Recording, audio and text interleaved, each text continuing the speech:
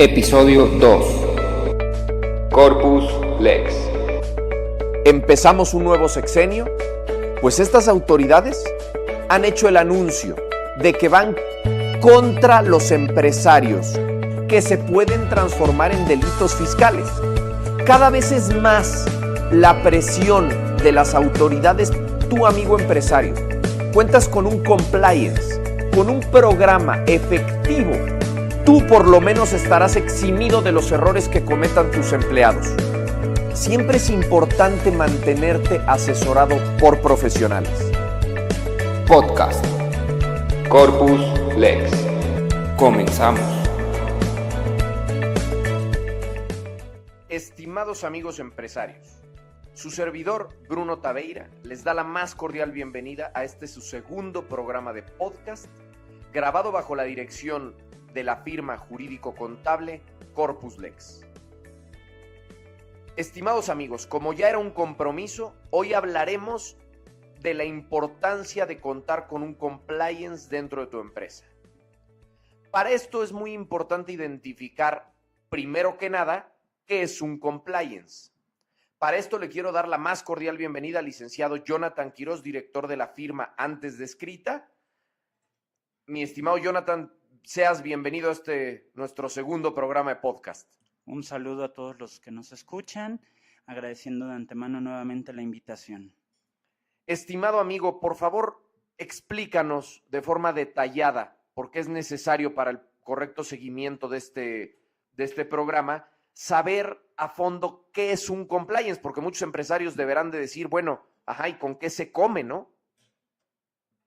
Por supuesto, el compliance es el desarrollo anglosajón nacido de la cultura del cumplimiento, en el cual se pretende que la organización, la empresa, diseñe mecanismos a través de los cuales se autorregule y con los mismos poder evitar sanciones y detectar riesgos. Excelente, mi estimado Jonathan. Entonces es como un programa de recompensas que desarrolla el Estado para poder dejar una carga de la investigación de la comisión de delitos a las empresas, a las corporaciones. Efectivamente, es un programa en el cual se dispone un oficial de cumplimiento que se va a encargar de la observación del cumplimiento de las disposiciones del programa y va a poder establecer si existe responsabilidad y estableciendo un sistema de recompensas, como bien haces referencia. Excelente, mi estimado licenciado. Muy bien, estimados escuchas, es muy importante identificar entonces que ya tenemos la idea y una noción general de qué es un compliance. Tratémoslo de ver como un manual de operaciones para el personal de la corporación, justamente para la prevención de ilícitos. Y muchos me dirán, bueno, ¿y eso es necesario? ¿Por qué tendría yo que hacer un control o un manual operativo para que el personal no cometa ilícitos? Muy bien. Para esto es importantísimo adentrarnos un poquito al estudio del Código Penal Federal. Para ser precisos, en su artículo 11 bis del Código Penal Federal, en los últimos dos párrafos, en donde de forma concreta deja el Estado un poco de responsabilidad en la empresa recompensándolo. ¿Y cómo lo recompensa? Bueno, le dice, bueno, ¿quieres hacerte acreedor a una pena menor o incluso ser eximido de responsabilidades penales? Entonces aplica un programa de control y prevención. Eso es lo que nos dice el Código Penal Federal en su artículo 11 bis. Aparejado evidentemente al 422 del Código Nacional de Procedimientos Penales, en donde especifica cómo será castigada una persona jurídica y a través de qué y por quién. Entonces, de esta forma nos damos cuenta que el grueso de las sociedades mercantiles y civiles en nuestro país no cuentan con un compliance. Y evidentemente si surge algún problema jurídico o alguna comisión de un ilícito ocupando la persona jurídica, como podría ser la compra-venta de facturas apócrifas, como podría ser lavado de dinero, establecido en el 400 bis del Código Penal Federal también, muchas figuras que se pueden cometer a través de una persona jurídica, y si no contamos con un compliance, mi estimado licenciado Jonathan, dime por favor, ¿quién va a ser el único perjudicado?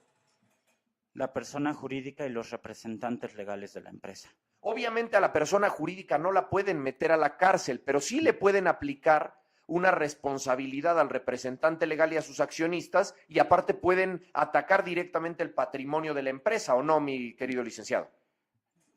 También dentro del Código Nacional de Procedimientos Penales se contempla como una de las sanciones para las personas jurídicas la liquidación de la sociedad. Muy bien, entonces, bueno, ya entendimos primero que nada qué es un compliance. Ya sabemos que si contamos con un compliance, el Estado nos recompensa. ¿De qué forma? Bueno, obviamente teniendo un programa que cuente con ciertos requisitos de los cuales nos va a hablar el licenciado Jonathan enseguida, pues podrá ser eximido de responsabilidad penal el representante legal, así como los accionistas, y también el daño patrimonial que puede causar, pues también tiene una recompensa por parte del Estado, y ya anunciamos también que hablamos del 11 bis del Código Penal Federal y del 422 del Código Nacional de Procedimientos Penales. Pero para esto, mi querido Jonathan, porque ya los empresarios se empiezan a interesar, empiezan a decir, oye, pues sí me interesa, pues quitarme yo la responsabilidad de lo que haga mi contador. Y para esto quiero o mi gerente de compras, porque si vamos a hablar de un problema directo, pues podemos hablar de un problema en el cual el gerente de compras simula un acto donde está comprando X materia prima o X recursos que la empresa necesita para su desarrollo, pero resulta que la factura que está comprando, pues no cuenta o sea, no es real, es una compra de facturas Billy Ruin, y entonces no cuenta con la sustancia que le da materialidad a esa factura, y pues está en la comisión del ilícito de defraudación fiscal. Y en nombre de la sociedad. Es correcto, en nombre de la sociedad, y entonces fiscalmente, pues ¿quién es el responsable? Pues el representante legal. Pero ¿quién cometió el ilícito? Pues el de compras. Pero si yo no tengo un compliance, pues no voy a poder determinar que el responsable era él. ¿Estamos en lo correcto, licenciado? Efectivamente. Ahora, por favor, licenciado, cuéntame qué más debe de tener un compliance. El compliance debe tener políticas y procedimientos. Debe definir perfectamente las funciones del personal, sus procesos internos de funcionamiento y las personas orientadas al desarrollo de estas actividades. Este manual debe venir acompañado de un oficial que verifique el cumplimiento de la obligación, y tanto el manual de procedimientos como el oficial de cumplimiento designado deben quedar documentados. Bajo la normativa del Estado mexicano, este compliance y este nombramiento de oficial de cumplimiento deben de estar materializados en una asamblea extraordinaria de socios. Ok, entonces estamos hablando de elementos formales que debe de contener un compliance para que realmente tenga un sentido y un efecto jurídico. Tú nos estás hablando de que esos elementos formales es que exista el programa de prevención o el manual operativo, y que éste se formalice en un acta de asamblea ante notario público. Efectivamente. Muy bien, bueno, y entonces ya tenemos el compliance desarrollado, ya se protocolizó este programa de prevención o este manual operativo ante notario público.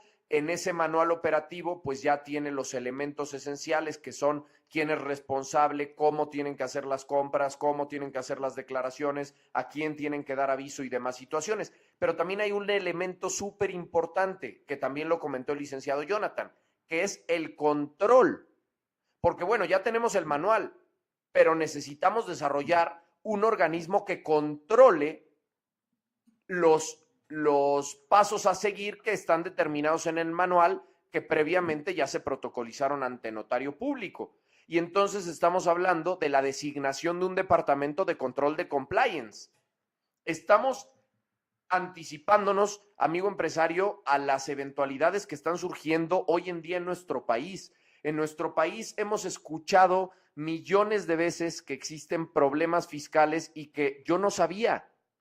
Lo sabía mi contador, yo no lo sabía. Es más, lo vimos en el problema de Cristiano Ronaldo y Messi. Fue la primera salida de los dos, ¿o no es así, licenciado?